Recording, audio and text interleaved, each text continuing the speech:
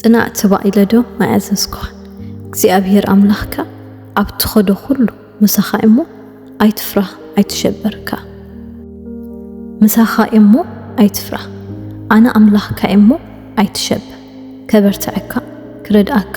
ብየማነቲ ኢድ ጽድቀይውን ክድግፈካ በዚ ምኽንያት እዚ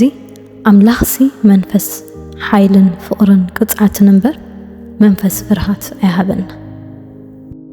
ስለዚ ምድሪ እንተ ተገልበጠት ኣኽራን ኣማዓሞቕ ባሕሪ እንተ ተናወጹ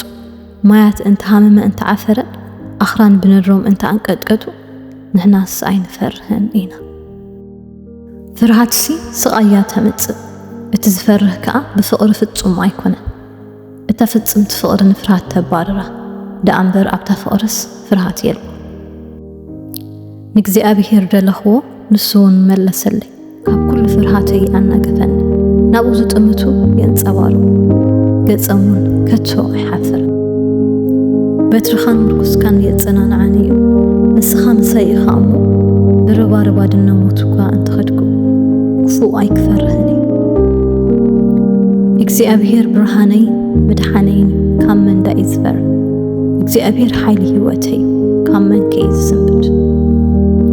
እግዚአብሔር አምላኽካ ንሱ እዩ ምሳኻ ዝኸይድ እሞ